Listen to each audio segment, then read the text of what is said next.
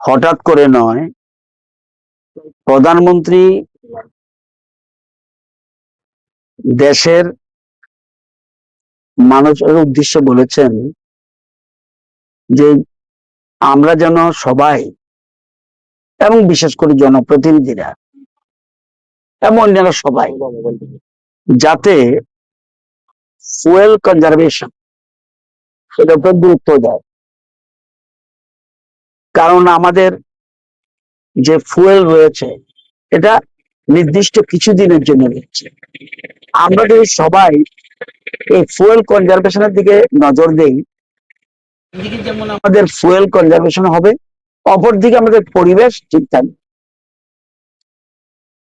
এই ডাকে যেন সবাই সাড়া দেয়।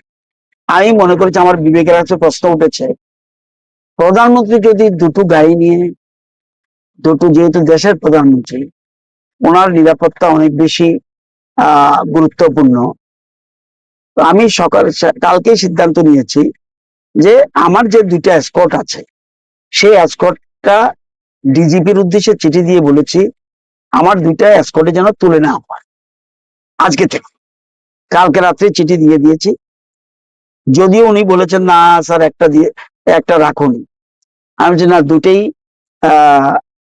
উঠিয়ে নিন, পরেরটা পরে দেখা যাবে। এবং সকালে আমি আগরতলা এবং আশপাশ এলাকা বাইসাইকেলে আমার কাজগুলি সেরে ফেলেছি। তো বাইসাইকেল কমপ্লিট করার মানে আমার যে কাজগুলি খুব বেশি দূরে নয় অথচ আমি বাইসাইকেলে কাজটা সারতে পারবো, সেই জন্য বাইসাইকেলে কাজটা সেরে নিয়েছি। এরপরে আমি ভাবলাম এখন অফিসে আসবো, তো অফিসে আসার জন্য সেজন্য ইলেকট্রিক অটো খোঁজ করেছি এবং ইলেকট্রিক অটো নিয়ে এখনই খাওয়া দাওয়া করে সকালবেলা অন্যান্য প্রোগ্রাম সেরে খাওয়া দাওয়া সেরে ইলেকট্রিক অটোর মাধ্যমে আমরা সেখানে আজকে অফিসে এখন আমি আমাদের সেক্রেটারিয়েট বিল্ডিং এর দিকে যাচ্ছি। আমি হিসাব করে দেখেছি যে আমার যে গাড়িটা ব্যবহার করি এটা যতটুকু কম ব্যবহার করা যায়, ব্যবহার করব না কখনো এরকম কথা বলছি না, যতটুকু কম ব্যবহার করা যায় ততটুকু আমাদের ফুয়েল কনজারভেশনটা বেঁচে যাবে।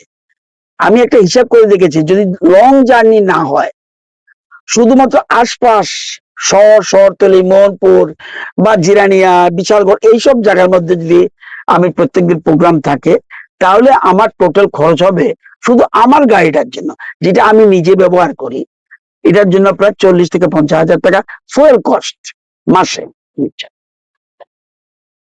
তাহলে আমি যদি এসকর্ট হই তাহলে আবার দেখুন 3 into 40,000, তাহলে বিরাট টাকা বেরিয়ে যাচ্ছে। একদিকে পয়সা সেভ হচ্ছে, 2 নম্বর ফুয়েল কনজারভেশনটা হচ্ছে। আমি গাড়ি ইউজ করলাম না, তাহলে আমার এগুলো লাগতো, তাহলে আমাদের দেশের জন্য যে ফুয়েল দরকার সেটা আমার অনেকটা লাঘব করতে পারলাম। হ্যাঁ, এখন যদি বিলুনিয়া যেতে হয় তখন অটো নিয়ে নাও সম্ভব হতে পারে, সেই ক্ষেত্রে আমার অন্যরকম ব্যবস্থা করতে হবে। তাও যতটুকু আমি এসকর্ট কমিয়ে যদি 3টা গাড়ি, এখন আমার গাড়িটা 3টা গাড়ি, তো আমি ভাবছি 2টো গাড়ির দরকার নেই।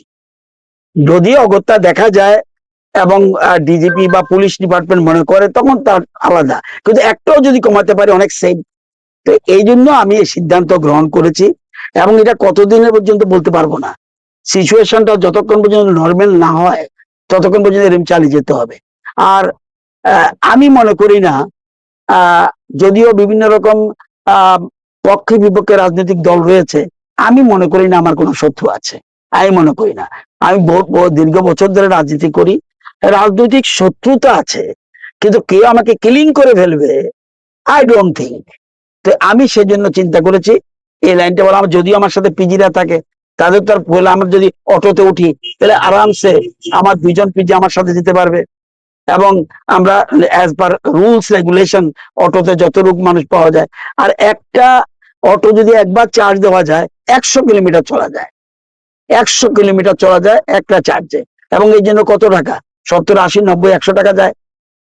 এবং আমি রাত্রেই আমার পিএস কে বলেছি সেক্রেটারিয়েটে বোধহয় কয়েকটা ইলেকট্রিক্যাল গাড়ি থাকতে পারে, ইলেকট্রিক ভ্যান থাকতে পারে, সেক্ষেত্রে একটা অ্যালট করা যায় কিনা যদি পাওয়া যায়। না হলে আমরা ধীরে ধীরে, অর্থাৎ সোজা কথা, ফুয়েল কনজারভেশনের জন্য গুরুত্ব দেব যতদিন পারা যায়। আমি যদি একদিনও করি এটা সেভ কত, আমি 2 দিন করলাম সেভ কত, 3 দিন করলাম, একটা তিল তিল করে বিরাট। আমরা যে সবাই, প্রধানমন্ত্রী একবার বলেছে যে আমরা যদি 4 মাস যদি সারা দেশের মানুষ আমরা কোনো বিদেশি জিনিস ব্যবহার না করি মানে বিদেশি জিনিস যদি আমি পারচেজ না করি, তাহলে আমরা অর্থনীতি অনেক বেশি স্বাবলম্বী হব। সেরকম আমরা যদি সবাই কিছু না কিছু, আমি না শুধু জনপ্রতিনিধি না, আমি যদি আমারটা না করি, নিজের আচরিত ধর্ম পড়ারে শেখায়। আগে আমি নিজে করতে হবে, তারপরে আমার দেখে আরেকজন হতে পারে। আমি তো মনে করি আজকে তো আমাদের এখানে 2জন জনপ্রতিনিধি আমার সাথে সাইকেলে কিছু ঘুরেছে, সাইকেল করে তাদের কাজ করেছে। হ্যাঁ, তো অটোমেটিক্যালি আমি যদি 3 কিলোমিটার যদি আমি ফুয়েল কনজার্ভ করতে পারি, অনেক সেফ। এই জন্য এই সিদ্ধান্ত নিয়েছি। এই গাড়িটা, এই অটো গাড়িটা যেহেতু গাড়ি পাওয়া সাপেক্ষে 2 দিনের জন্য নিয়েছি, তো আপাতত 2 দিন করি, তারপরে একটা স্থায়ী ব্যবস্থা করতে হবে। তো আমি মোটামুটি সিদ্ধান্ত নিয়েছি। এসকর্ট তো আমি দুটো নেবই না। যদি তারা ডিজিপি আমাকে বলছে স্যার এরকম তো আমরা ছাড়বো না আপনাকে, আমি সেটা আপনাদের ব্যাপার, কিন্তু আমি নেব না। আর 2 নম্বর, আর গাড়ি যত কম ব্যবহার করা যায় ভালো। এই যে এটা কিন্তু পরিবেশ দূষণ হবে না, কিন্তু এটাই যদি আমি বাইকে আসতাম, আমার সিকিউরিটি বাইক আছে, আমি যদি বাইকে আসতাম, আবার ফুয়েলের প্রশ্ন। সেই জন্য ফুয়েল কনজারভেশনের জন্য মূল উদ্দেশ্য যে ডাক দিয়েছে, সেটাই আমি আজকে, এই জন্য আমি নিজে সিদ্ধান্ত নিয়েছি।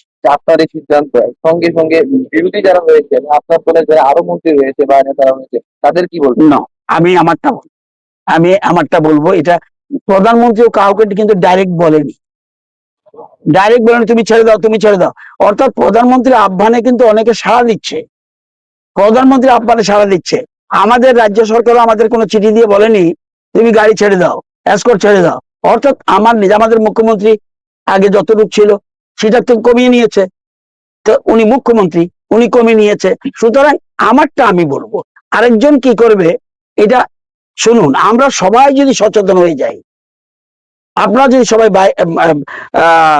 বাইসাইকেলে চলেন, আমি সকালে সাইকেল চালিয়েছি, তো যেহেতু আমার একটু ভারী কি বডি, একটু ব্যালেন্স কষ্ট হয়, কিন্তু অসুবিধা হয় না, কারণ ছোটকালে প্রচুর বাইসাইকেল চালিয়েছি। সুতরাং এই সিদ্ধান্তটা ভালো বলে মনে করি। আমি বেশিরভাগটা আশেপাশের ব্যাপারটা ইলেকট্রিক অটো এবং বাইসাইকেলের মাধ্যমে চেষ্টা করি। দূরের জার্নি যখন হবে তখন আয়দার অটো আর অন্য কিছু, এবং নতুবা একটু ডিস্টেন্স হলে সেখানে আমার নিজের যে গাড়িটা আছে, সরকারি গাড়িটা, সেটা ব্যবহার করবো। এই সিদ্ধান্ত নিয়েছি।